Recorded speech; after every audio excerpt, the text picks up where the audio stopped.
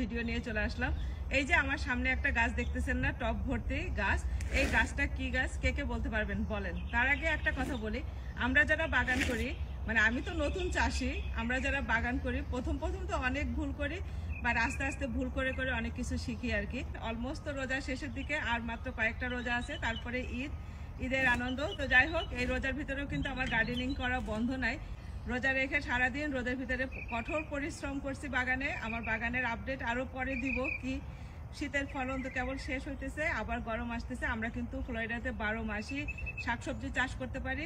আমেরিকার অন্যান্য জায়গায় যেমন বছরে মাত্র চার মাস কি 3 মাস তারা হচ্ছে শাকসবজির ফলন করতে পারে, কিন্তু আমাদের এখানে আমরা 12 মাসই শাকসবজি চাষ করতে পারি। আমরা যারা নতুন চাষবাস শুরু করি, বেশিরভাগ সময় আমরা কি করি, অনেক ধরনের ভুল কাজ করে থাকি, যে যার ভিতরে হচ্ছে অনেক সময় বুঝি না, গাছ এক্সট্রা তুলে ফেলায়। দেখা যাইতেছে একসাথে অনেকগুলা চারা হয়েছে, ভুল করে চারা তুলতে যে অন্য গাছের ক্ষতি করে ফেলায়। অনেক সময় দেখা যাইতেছে গাছের ডগা কাটতে যে অরিজিনাল গাছের ডগা কেটে ফেলাইছি। এরকম অনেক মিস্টেক আমার সাথেও হয়েছে। তারপরে হচ্ছে নিজেকে এত অপরাধী মনে হয়। তো যাই হোক, এই যে দেখতেছেন না টব ভর্তি একটা গাছ, এইটা হচ্ছে আলুর গাছ।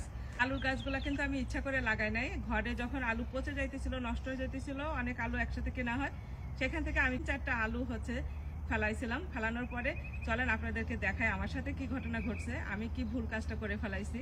এই যে একটা বড় বাকেট দেখতেছেন না, এটা কিন্তু আমার লাউ গাছের বাকেট ছিল আর কি। শীতের সময় যে লাউ গাছ লাগাইছিলাম, সেই লাউ গাছ তো অলমোস্ট শেষ, নতুন করে লাউ গাছের চারা উঠাইতেছি। আর এই যে গোড়ার ভিতরে আমি জৈব সারের জন্য তরকারির খোসা, পেঁয়াজের খোসা, রসুনের খোসা, যা যা ছিল, আদার খোসা, সব আমি এগুলা ফেলাইছি। আর সাথে হচ্ছে যে আলু কিছু নষ্ট হয়ে যাইতেছিল, সেই আলু 3-4টা আলু ফেলাইছিলাম। সেই আলুর গাছের থেকে এই যে দেখেন আলুর গাছ হয়ে গেছে। এখন আমি চিন্তা করছি যে আলুর শাক অনেকে খায়, আমি তো ভাবছি যে এগুলো তো আর খাওয়া হবে না। আর ভাবতেই পারি নাই যে এই আলুর গাছের গোড়ায় এত সুন্দর করে এই যে আলু হয়ে থাকবে। এই যে লাল লাল দেখতেছেন না, এগুলো কিন্তু সব আলু। এই আলু দেখে তো আমার মাথা নষ্ট হয়ে গেছে। আমি বলতেছি, আল্লাহ এত সুন্দর আলু হয়েছে, আমি কি করলাম। সাথে সাথে দেখেন আলুর গাছগুলারে একটা বাকেটের ভিতরে মাটি রেডি করে সুন্দর করে আবার হচ্ছে এই গাছগুলাকে পুঁতে রাখছি। আমি তো মানে খুবই না, নিজেকে এত অপরাধী মনে হইতেছে। কতগুলো আলু হয়তো বড় বড়, দেখার শান্তি, খাওয়ার চাইতে। আলু বাজারে আর কয় টাকা দাম, কিন্তু নিজের হাতে কোনো কিছু লাগায় সেই থেকে ফলন পাওয়ার মজা যে কি, সেটা যারা বাগান করেন তারাই শুধু জানেন।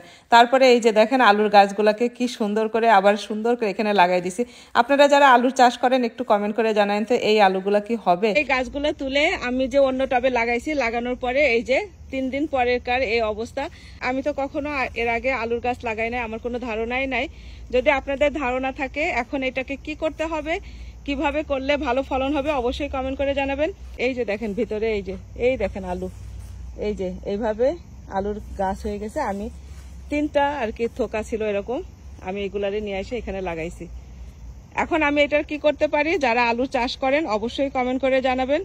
আর রূপাপুর ভিডিওগুলো ভালো লাগলে শেয়ার করে দিবেন, রূপাপুর বাগান ভালো লাগলে শেয়ার করে দিবেন। আজকে এই পর্যন্তই, আল্লাহ হাফেজ।